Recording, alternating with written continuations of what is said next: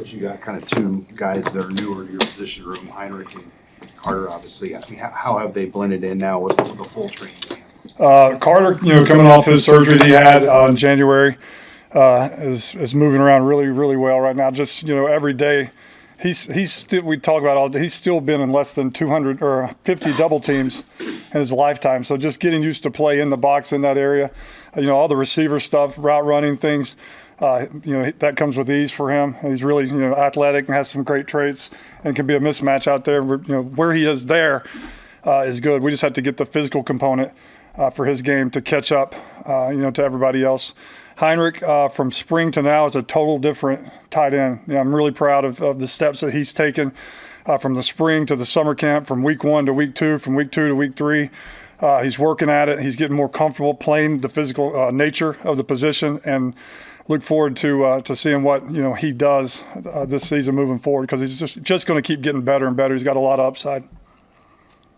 What specifically with Heinrich are you seeing?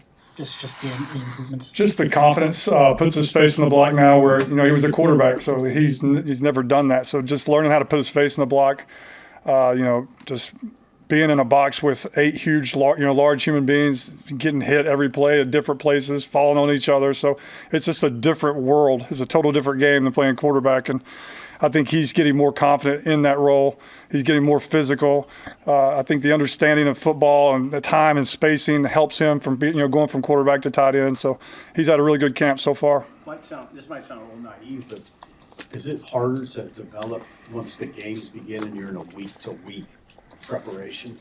Like in Heinrich, is it more of a challenge to actually develop during that period? No, because he just needs to keep developing on footwork in the run game, where he enters, combinations, how to base block, how to drive block, how to pass pro.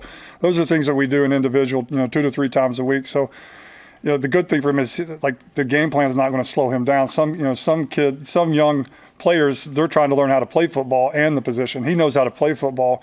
He's just trying to fine tune, all the different tools he needs to be successful as a tight end. Okay. Do you see it as advantageous that the guys at the top of that position group and Luke and Heinrich and Carter have varying types of skill sets? Yeah, I was thinking about that. I was wondering what y'all were going to ask me, and I was thinking about that just walking in. It's cool because they all have, they're good at different things. Luke is, really, he can do basically anything as the tight end position. He catches the ball really well. He runs good routes. He understands time and spacing. He understands footwork and blocking. He's got the best pad level. One of the guys that has the best pad level I've ever coached. So, he's rolling right along. And then you got Heinrich, who's just straight ahead speed is ridiculous, 22 miles per hour.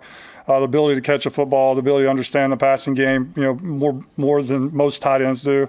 And then Carter, who's just, a super athlete, big, explosive, can change directions, good route runner. And then now he's transitioning to kind of like Heinrich did in the spring, because, Carter didn't get to do any of that this spring. So he'll catch up and he'll start making big leaps here moving forward in the next couple of weeks. 22 miles an hour for Heinrich. Can you put that in perspective? Is that are there safeties that are running 22? I have no clue. No, I don't. That stuff's so far out. I just know that at one point in the summer or the spring, he ran 22 miles per hour. So his straight line speed is ridiculous. And we know who those top 3 are. Who would have the leg up kind of as your 4th option? I think all 3, like Caden Echternock, Danny King, and Eric Ingerson, are all 3, right there fighting, for that 4th spot. They're all coming in, working hard. That's a really good room, a really tight room. They get along with each other. They work well with each other. So those 3 guys are, going to have a chance to play at some point this year. They're just going to keep competing and battling it out. Just how disappointing was it to know the severity of Mac's injury, and how are you guys keeping him involved with MLB? He comes and eats with us every day, and he's, he doesn't come to all the meetings because he's doing rehab and stuff in the training room, but he's around the guys all the time. He's at practice. He's on the sidelines. He helps me do personnel. He's there helping coach the young guys. So he's staying involved. It was bad. Once you heard what happened, it was terrible. It was a tragedy, but we're here for him, and we're going to get through it, and we're all going to be better for it. What was your reaction when Luke said this is tight end you, and do you think that's something that's attainable here? I think it's attainable. I think that we keep working towards it every single day. I think it doesn't just happen in 1 year. I think it's just going to start, an accumulation of talent year after year through recruiting when people see what our offense looks like and how we're utilizing the tight ends and all the different things. I mean, you don't just come here and line up off the ball and block the backside inside zone. You get to run multiple run schemes. You got to learn how to pass pro. You got to learn how to be a route runner.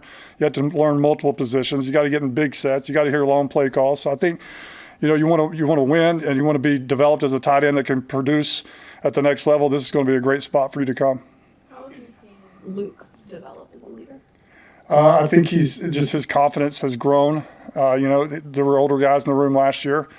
He's played the most football at this position, and I think a lot of our guys lean on him with questions. And I think he's confident. He knows that he can do it. And I think the more confident he gets, the more leadership opportunities he's going to have. But he's doing a really nice job right now of leading the room.